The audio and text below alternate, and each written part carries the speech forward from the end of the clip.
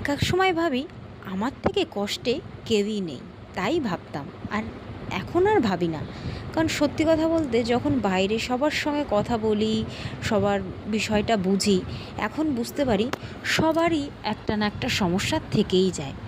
সমস্যা সমাধান করাই হচ্ছে আমাদের কাজ, আর কিছুই না। প্রত্যেকটা মানুষের জীবনেই কিছু না কিছু একটা প্রবলেম ফেস করতেই হয়, সে যার যেরকমই সময় সুযোগ বা যাই থাকুক না কেন। তো যাই হোক, তো এই কথাগুলো কেন বলছি জানো?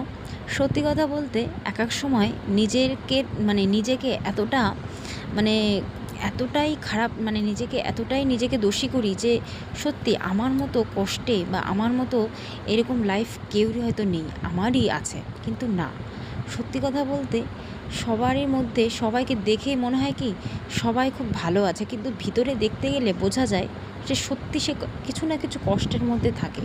কেউ বলে, কেউ বলে না। যখন সবার সঙ্গে কথা বলি তখনই বুঝতে পারি।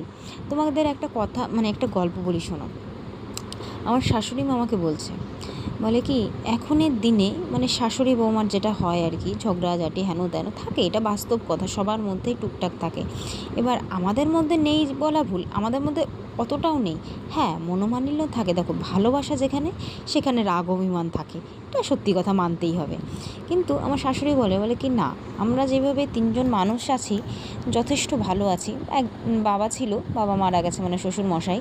তো যাই হোক, তাই বলে যে যতই দুঃখ কষ্ট ঝড় আসুক আমরা তাও মেনে চলি বলে আমাদের সংসারে অশান্তি জিনিসটা খুব কম। কিন্তু দেখতে গেলে বাইরে সে শাশুড়ি বৌমা বলো, ছেলে বৌমা যাই হোক, ছেলে মার সঙ্গে হেন তেন অনেক কিছুই থাকে। কিন্তু সত্যি কথা বলতে সব কিছুকে মানিয়ে নিতে পারলে না, সে সংসার হোক বা জীবন হোক, দুঃখ কষ্ট হোক না, সেটা মানে ঠিক করে নেওয়া যায়। কিন্তু সেটা মানিয়ে নিতে না পারলে সত্যি তার থেকে কষ্টের কিচ্ছু থাকে না। স্বাভাবিক, সবার মধ্যেই অশান্তি, দুঃখ, কষ্ট, রাগ, অভিমান সবার মধ্যেই থাকে। কিন্তু সেটা ফেস করে ভালো থাকাটাই হচ্ছে বড় জিনিস।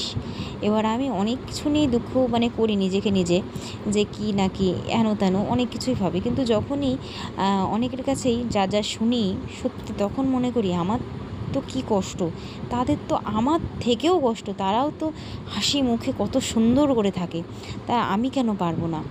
তোমাদের সঙ্গে পরে এক এক করে আমি শেয়ার করব এত দুঃখ কষ্ট নিয়ে কেন থাকি, সে যাই হোক। তো এখন যথেষ্ট বুঝি, যে ভাবি যে না, প্রতিটা দিন ভালো থাকতে হবে, ভালো সবাইকে রাখতে হবে। শুধু চিন্তা ভাবনা করলে জীবন চালালে হবে না, এই তো একটাই জীবন। যদি এখন থেকেই এত চিন্তা ভাবনা করি তাহলে আর জীবনে থাকলো কি? তো এইসব চিন্তাভাবনাই করি। আমার এক বান্ধবী আমাকে বলে, বা আমার শাশুড়ি আমাকে বলে যে তুমি বাপরে এখন এত সুন্দর করে কথা বলো, যে না তোমার একটু মানসিক দিক দিয়ে তুমি একটু হয়েছো। তাই বললাম, এটা দেখো আস্তে আস্তে মানুষ হয়ে যায়, আর কিছু কিছু মানুষের কথা শুনলে আস্তে আস্তে অনেকটাই পরিবর্তন হয়ে যায়। যাই হোক বন্ধুরা, কত কথা বলে ফেললাম তোমাদের সঙ্গে। তো ভিডিওটা এই পর্যন্তই শেষ করছি।